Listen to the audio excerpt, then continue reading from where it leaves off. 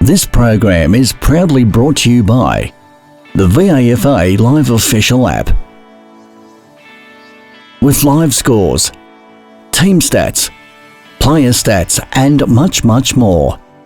Everything you need for the VAFA in the palm of your hand. Download it from the App Store or Google Play now.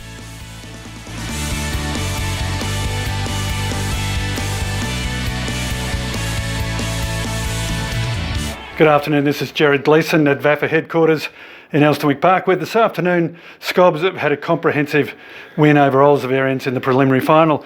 I have with me the head coach of Scobs, Guy Martin. And Guy, once again, a magnificent 22-man effort out there on the ground. That's beyond expectations, the performance today.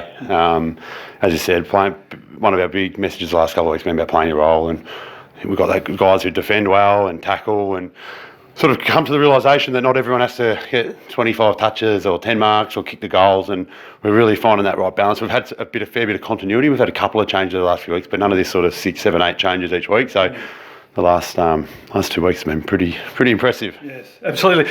And there were some deficiencies around the flanks, I thought, with the opposition, and you guys were really able to take advantage of it. The way you moved the ball down the wing, particularly the outer wing, was outstanding in stages today. Yeah, look, I know we had a good win, but I think we're pretty similar teams. I said in the pre-game to the radio show that if we match them inside, I think we'll have them outside. But in saying that, when they won the ball, their handball chain, and they looked really dangerous. So it wasn't like they're only an inside, tough, strong side. They're really good once they get outside as well. And a couple of times when our pressure sort of dropped and our work rate defensively dropped off, they made us pay. But you're not going to be awesome at that for 120 minutes. It's going to drop, and they're a good side, so that was fine. And as you said, I think once as the game went on, continued to match them inside, we managed to get them on the outside, which was really pleasing. And we got some good runners, maybe a bit smaller than them, but fleet of foot and quite fit as well. Well, that's obvious. When they ran on the ground, you just looked at the two groups, and one was bigger than the other. Yep. And with the weather about to turn,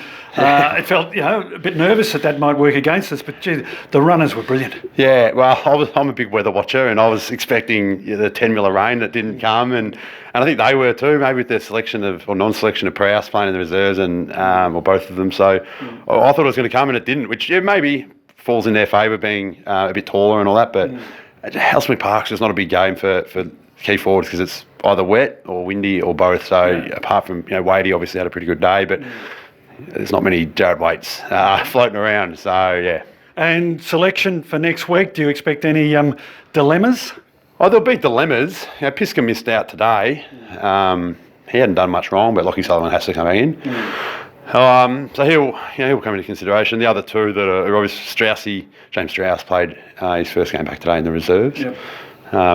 Talented player, but Ethan Phillips, and the third one obviously, Port Melbourne got done yesterday. So they become available, but to say they're coming straight in, there's a lot of discussions, headaches, as you said, because we've had 2 great wins. Why you don't swing the changes when we've had 2 great wins based around effort and role playing. So whilst the names of Strauss and Phillips probably are bigger than some of the names, our fringe players at the moment, that 22 or 23, including Piska last week, have got the job done in 2 finals. So. What did you say? Headaches, dilemmas? They'll definitely be there. They'll come into discussion, absolutely, because they're really good footballers. But I'd be pretty confident going with the same 22 as well. And you've got no injuries to take away from today's game? No, nothing at all. Mitch got opened up again, so he could spend off.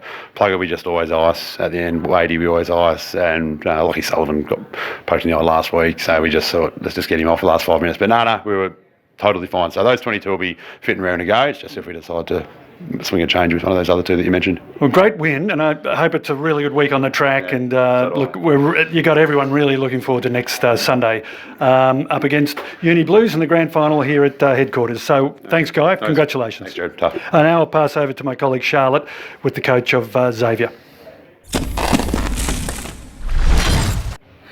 Thanks, Jerry. I'm here with the head coach of Old Zavs, Paul Satterley. Sats, it's a tough day at the office today. Talk us through how you saw the game today.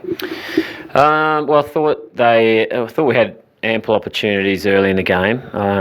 What were we, maybe 3-6, when we had a little bit of breeze and just wasted shots on goal that we should have kicked. And on the flip side, when they went forward, they were able to execute and do it really efficiently. And so I thought they set the tone early in terms of their finishing. And for us, just as the game progressed, we sort of hanging in there second quarter, then just got away from ourselves clearly in the end and just playing out the time in the last quarter.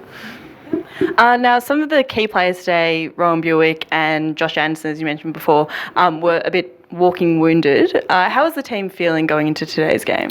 No, they were fit coming in, no question. I mean, the 22 we brought in, we played today, we're all fit. So Tommy Anderson, hopefully he's okay. His teeth came out of his the socket, so to speak.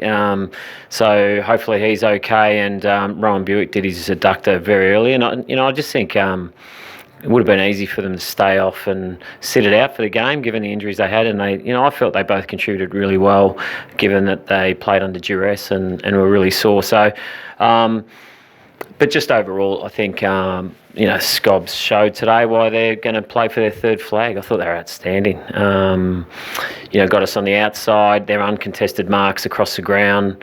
Won it at the source, got it in quickly, great contests, the dangerous weight, and Kanakis did what they do. But I thought they got us equally on the outside with the likes of Hodges, who I thought was probably, just from watching, seemed to be their best player, and I thought Edgar on the outside was really good as well. So they had more winners than we did. Probably count our winners on your hand, one hand. So when you've got so many guys down on the day, it's going to be tough to win a game of footy. It is. Now, if we look back at the season as a whole, this time last year the club was at 7 wins, 11 losses, and this year we're at 13 wins, 5 losses. It's a pretty big turnaround. How have you seen the progression from this time last year? That's a good step forward, positive step forward. Because I'm so disappointed in today, it's hard to sort of look at the good things that happened this year in terms of where we've come from as a footy club. But it is a significant improvement, and clearly we've still got a fair way to go to compete with the Blues and the Scobs of the world. But we take great heart. We learn from today, like all good clubs do, and it's about what we do over the summer and how we come back a bigger and stronger team. Sats, thank you so much for joining me once again. Congratulations on a great season 2019. This is Charlotte from Complete Sports Management signing off from Elsternwick Park, where Scobs have beaten Old Zavs by 65 points.